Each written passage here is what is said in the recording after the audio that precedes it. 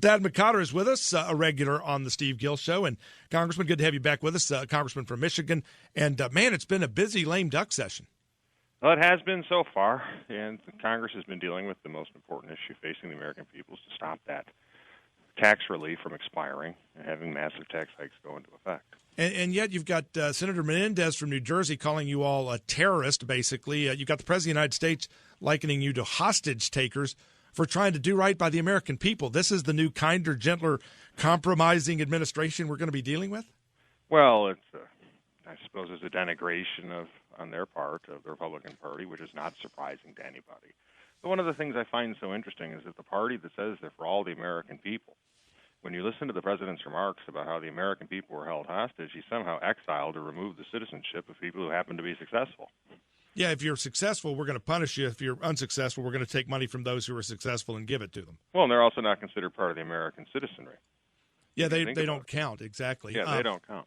When you look at this tax plan, it's getting fire from both the left and the right. I mean, some on the right are going, look, we're going to continue to pay people another 13 months in addition to the 2 years we've already paid to not work. Nancy Pelosi proclaims this as her big job creation plan. If we'll just keep paying people to not work, that's how we're going to put people back to work.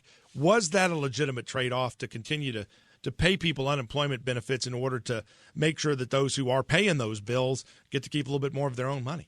Well, there's two parts of this that we have to remember. The larger picture, and I think we can all agree on, is that what's so striking is that the Democrats spent the last 2 years with a permanent expansion of big government, and now we're having a debate over the temporary extension of tax relief. That should not be lost in this as the new Republican majority takes over in January in the House. But secondly, coming from Michigan, the state with the highest unemployment in the country, we have people that want to work, and I remind my friends on the right that we spent the last 2 years, I would argue, say justifiably arguing, the government has been the biggest impediment to job creation. Have we not done that? If people cannot find jobs when they want to work due to the actions of big government, we should not hold them to be at the whim of a government that has caused the problem. So if the government hadn't done its job for the last 2 years and therefore they're not working, then let's let them at least keep drawing money while we change the policies so that we can get them back to work. Absolutely, because it's the party that believes in the American people, not big government. I know the American people want to work. When we talk about unemployment in Michigan, this is not an abstraction.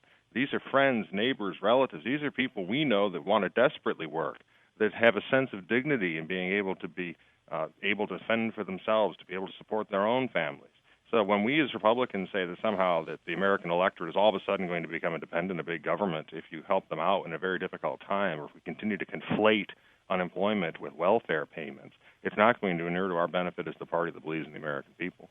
Yeah, Thad, you're one of the smartest guys in Congress, and I'm not saying that to damn you with faint praise. It's like being the tallest guy at a midget convention. But you are one of the smartest guys in Congress and would be a smart guy outside of Congress. One of the things that has struck me as I've listened to some of the arguments that the Democrats have made is that this tax break to the rich is giving them something.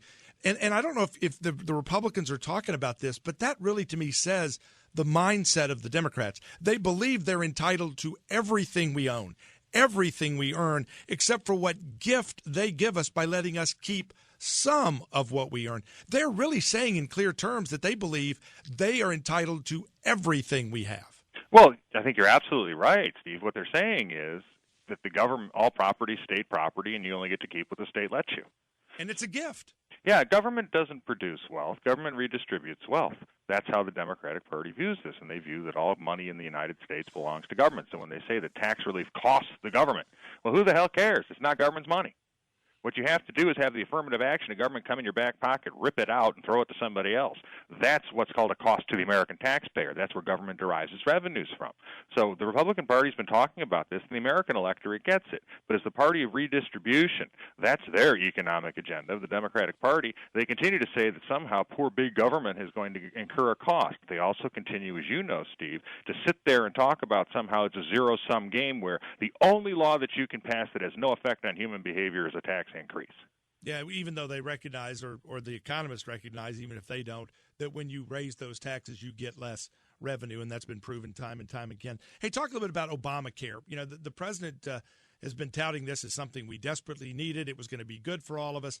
And just yesterday, a new report from the White House reveals that they've now issued 222 exemptions, mainly to the big labor unions that were trying to shove Obamacare down our throats because it was going to be so good for us. And yet all these folks are getting exempted from it. If it's so good for us, why isn't the White House, why isn't Obama and his family, why isn't the federal government employees, why aren't these labor unions part of it if it's so doggone good for us? Well, I think you're absolutely right. Look, we as Republicans, as conservatives, we don't want anybody stuck under this Obamacare. And so what we see on the left, however, is the very people who advocated and pushed for this and tried to convince America that once it was passed, we'd finally figure out what was in it that was good for us. Because, we Americans don't know what's good for us. It takes government to tell us, according to the Democrats. And they had to pass the bill so we'd figure out how good it was for us. Oh, yeah, because, we don't know what's going on. Only the geniuses out in Washington can figure out how to run our lives for us, which obviously we disagree with. So when you see these very people who told us that it was good for us seek and get exemptions from it, it's the rank hypocrisy that rankles the American conscience here. And it's being exposed, as you have to go hat in hand for a 1-year exemption. Again, it's kind of like this tax extension. It's only 2 years. Companies can't make long-term plans. These companies that are getting this 1-year Obamacare exemption, they're just getting a 1-year respite. They're going to have to go back hat in hand, probably show their campaign contribution list to prove why they ought to get their exemption for another year. It is making government, again, the final repository of all wealth and distribution of wealth and wisdom. And, boy, we couldn't be making a worse bet than that. No, and we've seen it. Look, one of the frustrations I think a lot of people my age, I'm 45, I'm a little younger than the president, Gen X, is we saw what didn't work under Jimmy Carter, and we saw what did work under Ronald Reagan. And I think it's just very disappointing that the president didn't learn the proper lessons of history as he lived through them. Some of the things I'm hearing from folks are saying, look, the Republicans, caved on this. They haven't repealed Obamacare. And I keep having to point out to people that, look, the Republicans haven't taken control of the House. And even in January, Harry Reid's still going to be running the Senate. Barack Obama's still going to be in the White House.